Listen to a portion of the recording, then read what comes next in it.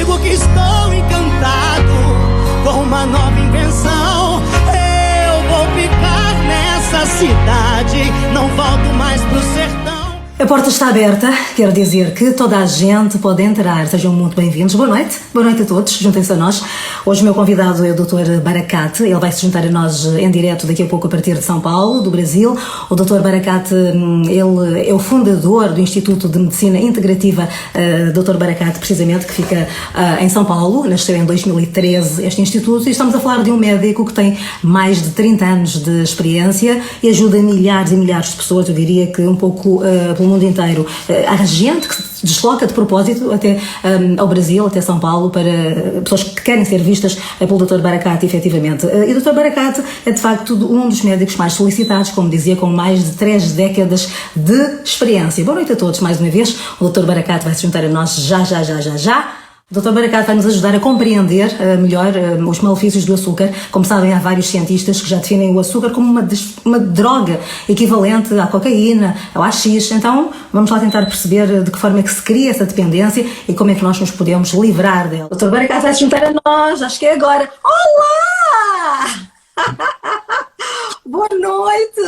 Boa noite a todas as estrelinhas de Portugal e a você em especial, Conceição.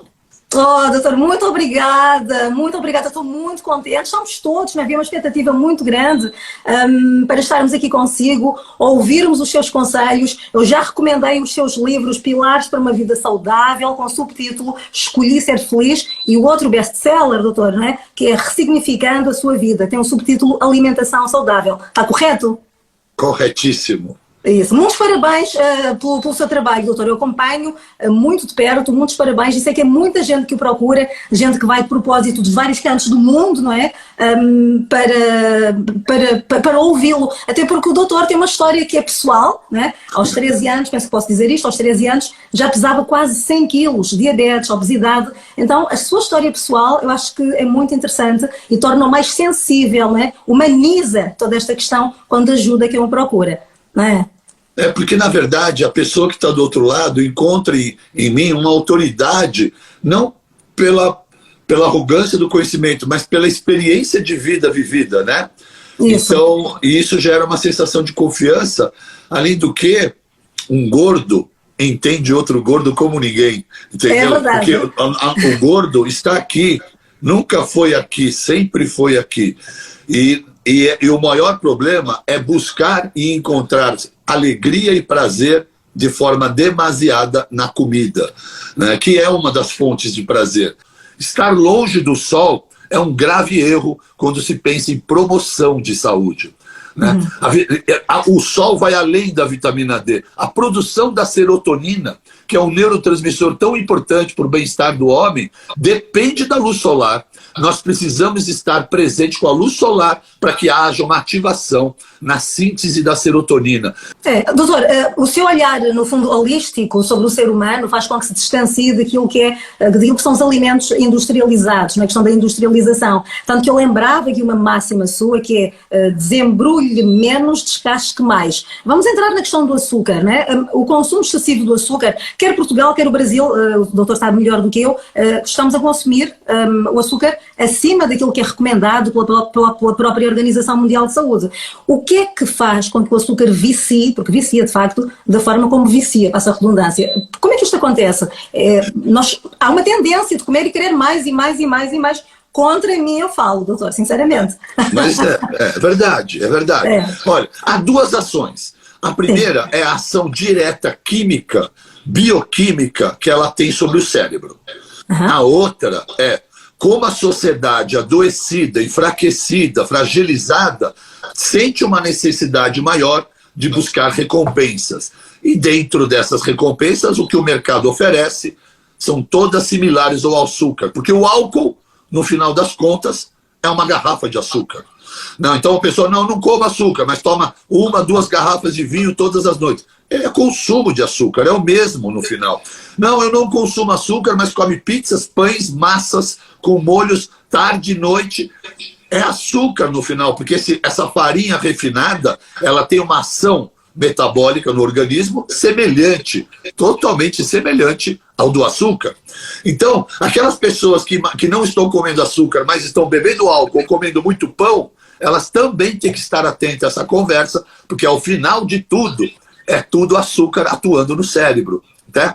O açúcar, quimicamente, fisiologicamente dizendo, ele tem uma ação muito importante porque ele atua na área de recompensa do cérebro. Ao usar o açúcar, o cérebro libera neurotransmissores, em especial a dopamina, e o cérebro se sente recompensado, sente prazer.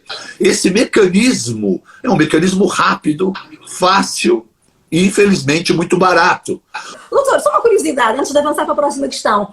Já passou por isto bem? Sabemos que aos 13 anos o doutor já pesava quase 100 quilos, não é? Já tinha diabetes, sabia o que era a obesidade, mas o que eu digo é, nesta fase da sua vida em que ajuda tanta gente, enquanto especialista, também se depara com esta problemática, também tem as suas crises, entre aspas, digamos assim, ou não? É muito difícil. Eu sou um homem ressignificado por completo, como poderia dizer. Mas não é que eu tenho problema com açúcar, eu me relaciono muito bem com ele. Primeiro que eu bloqueio todas as minhas carências mantendo um sono de qualidade, fazendo meditação, tendo hábitos como esporte, atividades que vão coibindo o desejo do açúcar. Então, entenda algo, Conceição, uma pessoa que monta uma rotina de autocuidado, uma ação de autocuidado puxa a outra. Então, quando você escolhe jejuar, que é diferente de passar fome, né? Porque as pessoas imaginam que jejuar é passar fome. Jejuar é escolher não comer, é empoderamento. Então eu escolho não comer até o meio-dia. Pronto, não comi.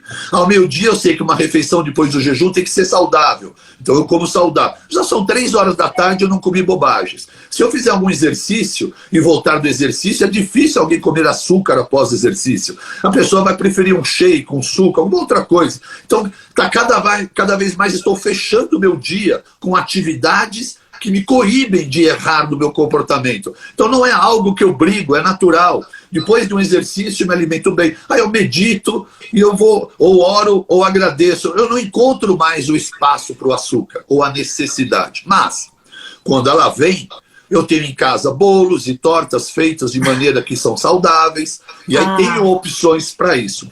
E também lhe digo que, vez ou outra, viajando por aí, o meu consumo é tão baixo que se eu tenho vontade de comer ou de experimentar algo, eu não me proíbo e experimento o açúcar, porque eu sei que ele é muito pontual. Mas, como você disse, eu tenho uma história e uma carga genética muito de doença. Né? Eu gosto de falar isso e é importante. A informação genética, Conceição, né, não é uma sentença. Pessoas que têm pais diabéticos, pessoas que têm pais com câncer, pessoas que têm pais com doenças cardíacas, não significa que essa carga genética que virá para você seja uma sentença de doença. Ela é só uma informação.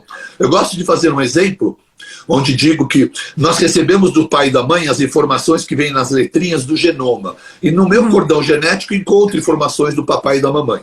Mas gosto de brincar que a doença vem no formato de pistola. Então eu tenho uma pistola da obesidade da minha mãe e uma pistola da obesidade do meu pai, da diabetes do meu pai, como código genético. Uma pistola atira sozinha? Não. É necessário que alguém que acione o gatilho. O que é acionar gatilho de uma informação genética? Comportamento. Então, se eu tiver um comportamento que não ative a diabetes, se eu tiver um comportamento que não chame a obesidade, no caso são parecidas, essa informação genética é desativada. Ela fica mínima. Entretanto, se eu me comporto de forma abusiva, leviana, negligente, é como se todo dia eu estivesse dando tiro na minha pistola, avisando, eu quero ativar minha genética, quero desenvolver a doença. Lá na minha primeira infância, na pobreza que vivíamos, não tínhamos essa possibilidade.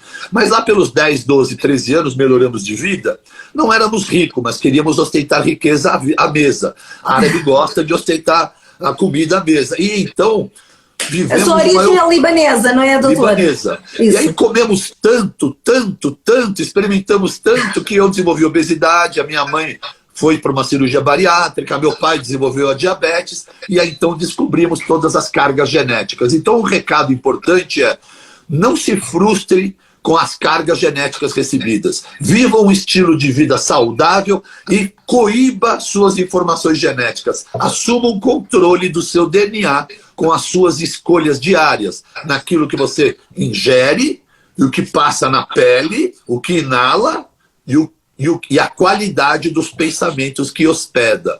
Essas, na minha visão, são as fontes de adoecimento das toxicidades ambientais. Elas vêm de fora, através da pele, inalação, couro cabeludo, são os produtos químicos, cosmeátricos, cheios de toxicidade, os produtos industrializados que colocamos na boca e a má qualidade do pensamento que estamos hospedando, que tem causado alterações de adrenalina, inevitavelmente depois de neurotransmissores e hormônios. As pessoas estão adoecendo por estresse. É importante controlar essa energia da mente também, de certa forma, não é? Exatamente. E aí é esse controle, é esse equilíbrio que vai te trazer saúde. Então, se eu estou com tudo isso equilibrado e eu flertar com açúcar, isso não vai me causar um problema. Entretanto, eu estou desequilibrado emocionalmente, estou num ambiente de estresse, estou sem um controle da qualidade do meu sono, porque quem dorme... Ah, e o outro ponto que eu esqueci, tão importante, toda essa alteração do cortisol que eu estou falando, e alterações de neurotransmissores, vai impactar na qualidade do sono. Quem tem sono sem qualidade, quem acorda de manhã cansado, sem um sono reparador, restaurador adequado, há um comprometimento de fome, de controle do humor, controle da fome, cognição, memória, vigília e atenção. Ficam todos cansados durante o dia, preguiçosos, tomando café e comendo açúcar, tomando café e comendo açúcar, ativando como se nesse momento fosse buscar recompensas. E é isso que nós estamos vivendo, né? Um mundo de estresse com ofertas obscenas de produtos processados industrializados e bebidas industrializadas. Esse tipo de consumo de açúcar tem feito com que as pessoas tenham desenvolvido obesidade, aumento na circunferência abdominal e aumento da insulina. Agora, Conceição, esses que chegaram nesse nível acabaram de obter condições de desenvolver as doenças mais conhecidas, as doenças metabólicas. Então o açúcar sobe, a insulina sobe para baixar o açúcar. Só que se toda hora você come açúcar, a insulina ela fica permanentemente alta, porque você a mantém alto de tanto açúcar que coloca. E aí essa insulina não cai mais, então ela se torna resistente. A insulina está alta e não consegue mais abaixar o açúcar. Agora o indivíduo vai enfrentar riscos dos adoecimentos. E esse açúcar branco, refinado, é o pior de todos, não é, doutor? Este é o pior de todos, ele está em todos os lugares, nos refrigerantes, todos, nas bebidas industrializadas. Eu vejo as pessoas romantizando o vinho ou essa ou aquela bebida. Para mim, toda garrafa de álcool é uma garrafa de açúcar. Esse é o dano, né? As pessoas acham que o que faz mal do álcool é o álcool. Não é. É o açúcar naquela garrafa que faz mal ao indivíduo. E há uma situação, doutor, não queria interrompê-lo, mas as pessoas muitas vezes também não têm noção das quantidades de açúcar. Eu, por acaso, dentro de 30 segundos, eu vou mostrar aqui uma coisa, já agora. Isto é meu frigorífico. Bom, rapidamente, por acaso tenho aqui uma lata, eu não bebo refrigerantes, porque não é um sabor da minha infância. Mas, eu não vou mostrar a marca, não interessa, mas isto é um refrigerante, por acaso é um sabor do Brasil, mas eu não bebo refrigerantes. Esta lata... Eu fui viciado nesse refrigerante por décadas no Brasil. A sério? Décadas. Eu acho que tem muito a ver também com os sabores de infância. Os meus pais não me davam refrigerantes, então não bebo Coca-Cola e outras coisas mais.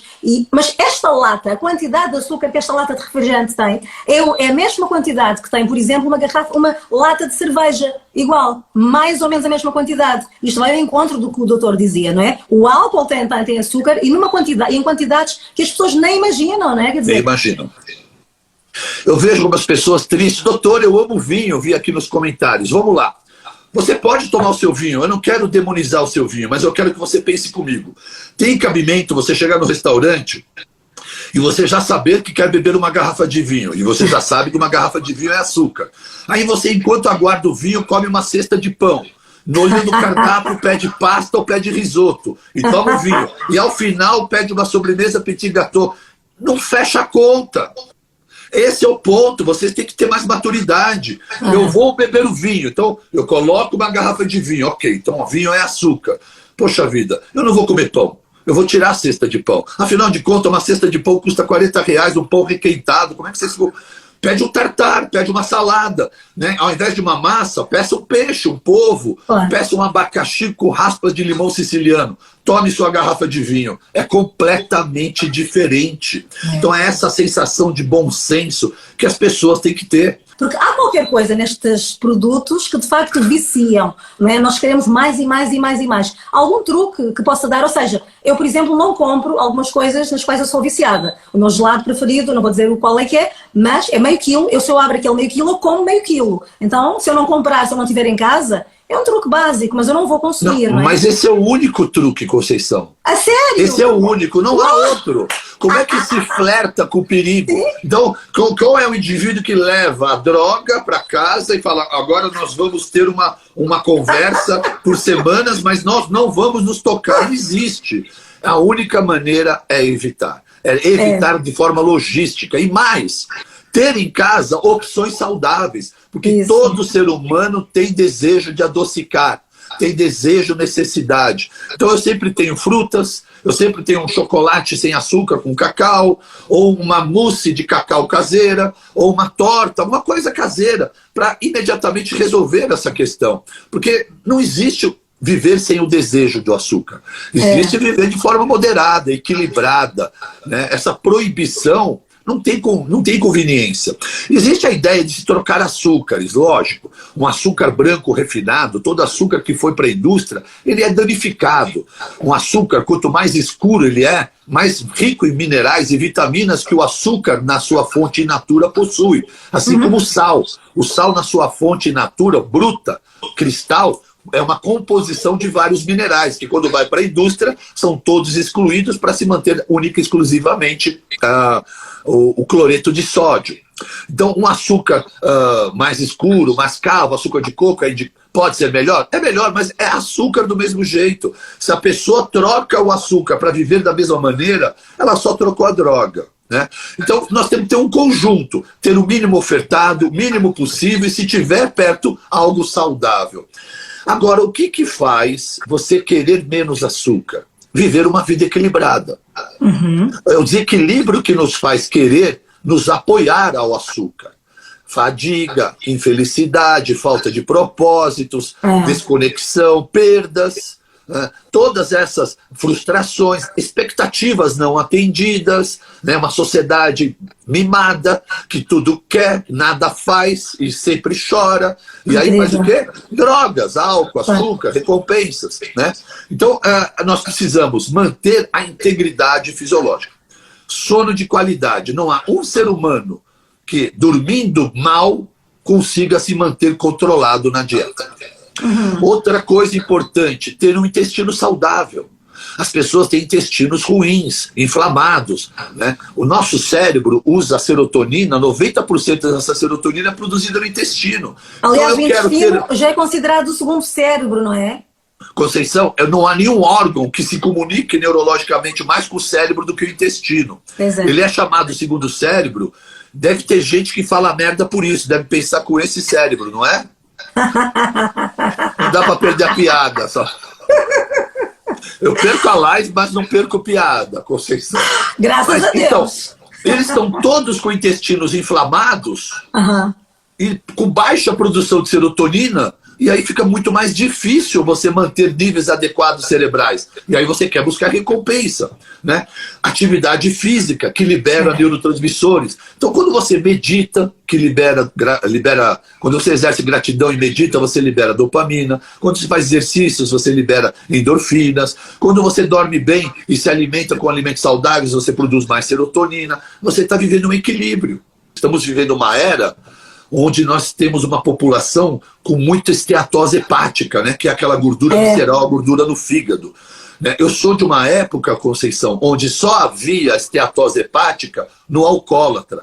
A única fonte de açúcar em quantidade que alguém pudesse consumir para poder gerar gordura no fígado era o álcool. Então, durante décadas, o alcoólatra era a única pessoa que tinha esteatose hepática. Com o advento do açúcar na indústria alimentícia, especialmente os refrigerantes, estamos vivendo a era da esteatose hepática não alcoólica. Quando falamos em medicina integrativa, estamos a falar, ou seja, pôr o foco na doença tirar o foco da doença e pô-lo na pessoa em si, é isso? Isso, exatamente. Infelizmente, a medicina, assim como a nutrição, ela se desenvolveu, e eu entendo e olho para que as faculdades e as universidades de medicina e de nutrição, elas têm um formato a atender. A medicina perdeu o seu foco quando o médico se forma na universidade e não tem a menor noção de como promover saúde. Então, como é que um médico especialista em doenças graves e raras não tem ideia de como se faz para promover saúde? Porque, acima de tudo, nós temos que evitar que as pessoas desenvolvam doença. Estar apto e capacitado para tratar a doença. Mas qual é a orientação que fazemos para que não adoeçam? Então, a indústria farmacêutica e esse modelo universitário muito me incomoda. E a visão da medicina integrativa tem a doença não como agente principal, mas o indivíduo, a sua saúde e a integridade do equilíbrio físico, mental e espiritual dessa pessoa. Tem muitos fãs aqui em Portugal, sabia? Tô sabendo. Ah, ótimo. Mas o nosso profissional chega no instituto, ele é analisado por um educador físico, depois ele faz 3 avaliações físicas, depois ele passa no nutricionista, se ele for mulher, passa no ginecologista, se for mais idoso, passa no geriatra, se ele tiver uma necessidade ortopédica, nós temos E aí, então, há uma visão holística, multidisciplinar sobre esse paciente. E depois, então, numa conversa com esse paciente, nós conseguimos chegar em tudo aquilo que é importante evitar, melhorar e promover. Né? E é um projeto, é um programa individualizado, personalizado.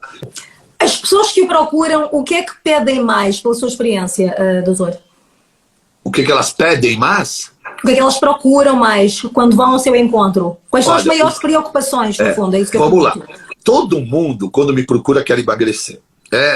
Porque eu desenvolvi essa imagem, como eu já emagreci muita gente, as pessoas eles olham para mim, eles sabem que eu posso ajudá-los a emagrecer. Mas o que me pedem nunca é isso, é qualidade de vida. Okay. É o que mais me pede. Doutor, eu quero ter qualidade de vida, quero ser saudável e longevo. Quero viver longevamente e de forma saudável. É isso que eu mais ouço. O açúcar acaba por ser uma espécie de combustível para as células cancerígenas. Não é assim, doutor? Consegue ajudar-nos a compreender o que isso significa? O ambiente ácido no organismo, né, é um ambiente propício para o desenvolvimento do câncer. E o açúcar é, sem dúvida nenhuma, uma das substâncias mais ácidas da natureza. Então, todo mundo que olha para o açúcar e sabe que ele é doce, não consegue imaginar que ele seja ácido. Ele tem uma ação alcalina. Quando eu falo em pH, alcalino ou ácido, o açúcar é muito ácido. Oxida, ele queima vasos, artérias, inflama nosso organismo. Extremamente inflamatório a nível vascular, arterial, venoso, cardíaco, né? E cerebral, provocando aí a área da recompensa. E hoje as pessoas estão vivendo uma dieta estritamente ácida, açúcares, e criando um ambiente no organismo inflamatório. Se tiver de informação genética, vai aparecer agora. É cardiopatia, é obesidade, é Alzheimer, é câncer. Então, um indivíduo que tem um estilo de vida saudável, ele não tem que ter medo da carga genética da sua família. Ele já faz as suas escolhas. Ele é muito danoso para o açúcar, é muito danoso. Tanto que uma das dietas muito importantes para quem está sofrendo de câncer são dietas com ausência de açúcar. Dieta cetogênica, dieta de crudíveros, vegetais e frutas e legumes crus, né, onde a gente remove totalmente o açúcar. Muito bem. Estava aqui alguém a falar, é um pequeno desvio, estamos aqui a falar do açúcar, dos malefícios do açúcar, o açúcar enquanto uma droga, não é? Equiparada à cocaína, inclusivamente. Alguém falava da carne vermelha aqui insistentemente. É uma parte, a carne vermelha em si, daquilo que eu sei, do pouco que eu sei, entra em putrefação no intestino, liberta umas substâncias que podem desenvolver os pólipos que dão origem ao cancro do intestino, que curiosamente, doutor, é o cancro que mais mata em Portugal, o cancro do intestino. Mata cerca de 10, 11, 12 portugueses por dia. Eu me atrevo a dizer que a carne jamais é causadora de inflamação. O que nós temos são indivíduos com terreno biológico inflamados de açúcar, de farinha e de glúten, gerando gases e distensão abdominal, que então esse indivíduo é quem estraga o processo digestivo da carne. Porque no indivíduo saudável como eu, a carne não fica em mim tantas horas, não. A Sugar Research Foundation, na década de 60, fraudou estudos científicos para poder jogar toda a culpa da doença cardíaca, tirar do açúcar e colocar nas costas da gordura saturada. Exatamente. Tá? Então essa foi uma enganação, e nós vivemos 5 décadas de pesquisas erradas e de ensino nutricional errado. A nossa pirâmide nutricional é uma falha, uma grande farsa, porque ela foi baseada em fraudes, onde Harvard fez parte. Foram todos pagos pela indústria, pela Research Foundation. Em 1916, The New York Times lançou a história da fraude e contou, denunciando o nome dos pesquisadores que fraudaram, onde eles desviaram o tema e aí colocaram sobre as costas da gordura saturada a responsabilidade das doenças cardíacas e isentaram o açúcar. Açúcares. Açúcar, insulina elevada e doenças cardíacas. Essa é a combinação de morte da sociedade atual. E ainda vemos as pessoas dando tiro para o lugar errado. Sabe por quê, Conceição? Quando você vai a um supermercado, quantas gôndolas de carne você encontra? No máximo uma. Quantas gôndolas de gordura? No máximo uma. Quantas gôndolas de carboidrato refinado você encontra? Centenas. É tudo carboidrato refinado. Incrível. É pão, é biscoito, é cereal, é cornflakes, é sucrilho, é isso, é aquilo, com açúcar, sem açúcar. O resto do supermercado inteiro é açúcar e farinha. A indústria alimentícia, se for proibida de vender açúcar e farinha, quebra. Não sabe mais trabalhar. Que nem toda a gente se sente à vontade e descomprometido, como o Dr. Barakat, para tocar na questão da questão da indústria. Isso de que falava de Harvard é tão grosseiro e tão escandaloso, isto é a minha opinião, atenção, estamos aqui a conversar, não é? Médicos, especialistas pagos propositadamente para construir estudos, não é? Em que desviam as atenções do açúcar para a gordura, não é? E dizendo que refrigerantes por aí fora que não fazem mal. Quer dizer, não é? Quer dizer, isso é enganar descaradamente o consumidor, não acha? Mas é um crime, eu vou além disso, é um crime, né? O açúcar libera citocinas inflamatórias. Os médicos receberam $50 mil. Meu Deus! Isso na época. Tem tudo descrito, tá no The New York. Eu não tô inventando nada, estou descrevendo. É que as pessoas e a mídia não se interessam por isso, porque afinal de contas, grande parte do financiamento da TV, da rádio, de todos os lugares, é a indústria alimentícia, né? O que eu pergunto é, não tendo tempo, por exemplo, para o exercício físico, que é o meu caso, eu não faço nada, nós podemos compensar isto com outras coisas, ou seja, estimular o intelecto ajuda, compensa a ausência de exercício, porque são vários fatores aqui. Bom, esse assunto é importante, Conceição, e muito me impressiona uma mulher com um corpo tão belo como o seu, saudável, com essa aparência, com esse sorriso, que transmite saúde, não fazer exercícios físicos. Não faço nada, então, já fica aqui o meu puxão de orelha à sua pessoa, né? Então vamos lá, Conceição. Sim. Olha, a ideia não é fazer exercícios, não é ser forte, não é puxar ferro. A ideia é evitar ser sedentário. Ser sedentário é uma implicação grave de risco. Inclua uma caminhada na sua vida. A Organização Mundial de Saúde foi tão boazinha que ela aceita 3 blocos de 10. 3 blocos de 10 minutos no dia também são aceitos. Não precisa nem ser os 30 minutos seguidos. Então veja quantas oportunidades se tem para que você nunca mais diga que é sedentária. Está convidada a sair do sedentarismo. Eu vou fazer isso e agradeço muito. Agora sim, podemos ir um pouquinho ao leite, que era tanta gente aqui a perguntar sobre a questão do leite, não é? Muita gente, a maioria, há muitos especialistas que defendem que o ser humano não precisa de consumir leite e dos efeitos, das consequências disso. Qual é a sua posição, Dr. Barakat? Vamos lá. Né?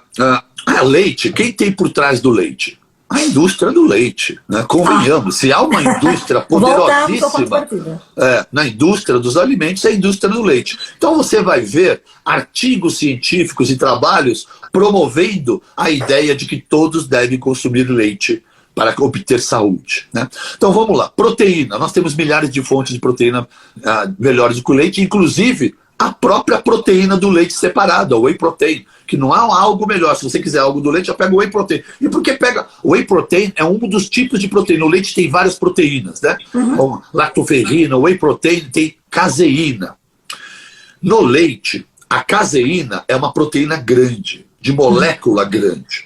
Moléculas grandes, em geral, são inflamatórias. A proposta é a seguinte: pare de tomar leite por 30 dias, é só isso. Experimente. Experimente 30 dias sem leite e avalie ao final desses 30 dias se a sua sinusite melhorou, se a sua rinite melhorou, se a sua dermatite atópica melhorou, se a sua barriga distendida melhorou, se os seus gases melhoraram, se o formato do cocô melhorou, se a sua fadiga melhorou. Se tudo isso ou alguma dessas coisas melhorou, então eu vou provocar você a pensar que talvez o leite seja responsável. Mas você, como é milk lover e não quer largar o leite, eu faço o seguinte: volte a tomar. Volte a tomar. Aí, depois de uma semana, se tudo aquilo que tinha parado voltou, você já não tem mais dúvida que o leite é responsável. Conceição, à medida que envelhecemos, a busca pela saúde envolve muito mais renúncias e exclusão do que inclusão de qualquer água, limão ou qualquer coisa que seja. Mas eu faço o desafio, eu não vou falar mal do leite, eu vou pedir para você parar. Pare de tomar leite e avalie a sua saúde. E depois me conta aqui para Conceição, conta pra gente. E eu próprio posso contar, sabia, doutor? Eu parei o leite, no meu caso eu parei o leite, cortei o leite há 15 anos, sensivelmente. Que diferença! Portanto, eu não vou dizer mais nada, façam de facto a experiência, como o doutor Barakat sugere, façam a experiência e depois a gente fala, não é, doutor? Porque de facto faz muita diferença. Agora, olha, eu compenso. Deixa eu responder. Diga. Kefir não tem caseína, pessoal, fique à vontade. Alimentos bons para o intestino, kefir, os prebióticos, kombucha, eu vi vocês falando, tofu, picles. Tem alguns fermentados, vinagre de maçã, são maneiras de você alimentar, dar alimento para o seu intestino, para as bactérias do seu intestino. Né? Porque esse excesso de aspartame desmelieniza os neurônios. O neurônio tem uma capinha. É como se deixasse os fios desencapados. Né? Então, essa é a característica principal. O que foi, doutor? Não, aqui o pessoal me chamando aqui. É uma brincadeira, me perdoe. Não tem problema, pensei que fosse aqui qualquer coisa. Não, então, essa substância de que fala e que compõe alguns dos adoçantes, ou a maioria dos adoçantes, é perigosa, não é? Perigosíssima. É pré-doença. Fujam do aspartame. E adivinham o que a indústria alimentícia mais usa, sem parar, há 40 anos? Aspartame. Então, tudo que é light ou diet, em geral, agora, nesses anos, a indústria... Vamos lá, deixa eu falar uma outra coisa que é importante, né? Porque alguém dono de uma indústria pode estar nos ouvindo e falando: o Barakat quer dizer que nós somos todos nazistas, nós usamos a indústria para adoecer? Não, vamos lá. A indústria não está preocupada com o seu adoecimento ou a sua saúde, ela está preocupada com o lucro. Isso. Agora, se uma indústria atua sobre uma sociedade burra e ignorante, ela ganha dinheiro mais fácil. Uma sociedade que não exige e que não conhece é uma presa fácil, então a indústria atola. Agora, quando uma sociedade desperta, alerta, exige, a indústria se ajusta. Cada vez mais a indústria tem produtos saudáveis. Né? Se você quer de verdade encontrar, a gente encontra alguns snacks bons, alguns chocolates bons. Nós estamos encontrando. Por quê? Porque a sociedade está mudando e alguém da indústria está falando: vamos atender esse público. Então, o que é realmente necessário? Conscientização da sociedade. Não adianta ficar todo mundo demonizando a indústria se a sociedade continua ignorante e viciada em açúcar. A indústria vai continuar produzindo açúcar. Né? Então, há necessidade de uma mudança comportamental para que possamos, então, impactar de verdade, né, na indústria. Os adoçantes ideais são stevia, né, o eritritol também, o xilitol. Aqueles que têm síndrome de intestino irritável devem evitar, porque o uso excessivo do xilitol pode gerar gases e desconfortos. Tem algum adoçante que possa recomendar que as pessoas possam usar, tendo em conta que é tudo muito agressivo, né, de certa forma? Algum adoçante recomendável? Stevia e eritritol. Muito bem. Gente, ouviram, né? E xilitol sem excesso. Para alguns, cuidado. O que eu mais fico triste é ver os institutos de câncer, de oncologia, fazendo radioquimioterapia e ao final das sessões oferecendo biscoitos e bolachas salgadas, adocicadas, com sucos de frutas achocolatados para eles. Tem a bolacha de água e sal, não é? Tem até açúcar. Às vezes dá uma impressão assim, ó, eu vou tentar matar teu câncer com aquele canhão e depois eu te dou um pouquinho de açúcar pro seu câncer quando você sai.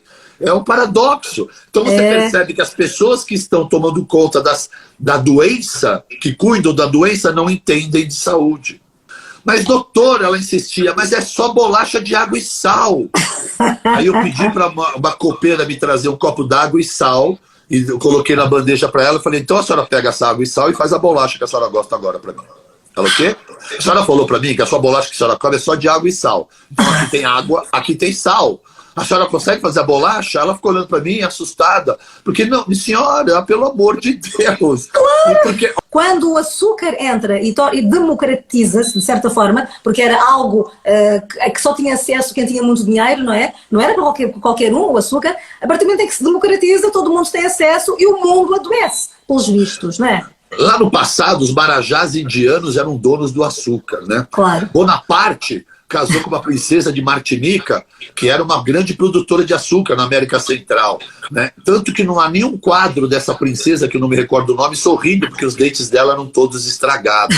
Nessa época, se prendia qualquer plebeu que tivesse acesso ao açúcar, porque isso era produto da nobreza, né? Nunca se imaginou, nunca se pôde imaginar que um dia o açúcar pudesse ser uma droga tão barata e popular. O que é importante, né? Alertar as pessoas que nos ouvem, aqueles em especial que têm filhos pequenos, né? Crianças. Eu vejo muitos pais e avós, mas ele é criança, ele não pode sofrer ausência, ele precisa de açúcar, ele está sofrendo sem açúcar. Se uma criança nunca conheceu açúcar, ela não está sofrendo a falta de algo que ela conhece, ela não conhece, ela desconhece. Então é o adulto jogando para a criança a sua dependência, a sua droga, o seu vício. Então, uma criança, a partir do 6º mês, quando experimenta o alimento sólido, ela está ávida a tudo que a natureza oferece, né? Então, você que já foi mãe, que já educou, já alimentou um filho, ou esteve próximo, você põe um azedo, ele faz a careta que for, mas ele quer repetir. Você põe um amargo, ele faz a maior careta, mas ele está pronto para repetir. Isso está aguçando, está despertando as papilas gustativas e valorizando os sabores dessa criança. E ela está apta a isso, até o dia em que ela conhece o açúcar. Essa criança de até 4 anos, que estava feliz experimentando tudo que era colorido e verde, no dia que tomou um refrigerante de cola ou comeu um biscoito recheado de açúcar, ela sentiu um barato cerebral tão grande, ela sentiu uma recompensa tão grande, que aliás é aquela carinha que o vovô, a vovó, que a titia... E aquele genro, sabe, genro e cunhado, que nunca foi parente, que também adora estragar tudo, né? Porque cunhado não é parente, amor, né? Preciso te dizer isso. Mas tá lá, né? E ele adora querer ser marido. Então como é que vovó ausente, titio ausente, ou um cunhado que acabou de chegar faz para ser agradável? Dá açúcar para a criança, porque a criança sorri. Sabe qual é o sorriso? É de doidão. Aquela criança que... faz assim, é doideira, o cérebro chegou na fissura. É verdade. Os pais e os adultos acham engraçado e acabamos de colocar o filho para cheirar uma carreira de cocaína. É isso, é isso. Essa criança agora aprendeu que há a possibilidade de toda vez que eu coloco algo na minha boca, eu ficar com barato e doidão. Quando ela comer um brócolis, ela vai chupar e não vai sentir nada, ela vai cuspir o brócolis. E ela nunca mais vai comer brócolis ou verdinho, porque ela já está tomando refrigerante de cola e está comendo açúcar. E aí a gente vai criar essa nova geração de adulto que tem paladar infantil. Por favor, celebre a vida quando acordar. Acorde e celebre a vida. Use um shot matinal qualquer, mas o que há de mais importante nesse shot matinal é exercer a gratidão, é estar feliz, é mandar uma mensagem para o universo e para o dia. Durma cedo, acorde cedo, abra a janela do seu apartamento e olhe para a luminosidade. Faça higiene do sono, desconecta do celular, desconecta da TV 1 hora antes de dormir. Baixa, 1 hora antes de dormir, fique longe de eletrônico, põe uma lavanda. Promova um bom quarto. Uma pessoa de 60 anos que dorme 8 horas por noite passou 20 anos deitado numa cama. Essa cama merece um bom lençol, um bom colchão, um bom travesseiro. Você passou com 60 anos, 20 anos nela. Escolha bons tecidos e um bom ambiente para você dormir. Então, com bom sono, um bom despertar, um exercício da gratidão, exposição ao sol, vitamina D e comida de verdade, é assim que eu desejo a vocês todos, de Portugal e de todo o planeta, longevidade e saúde.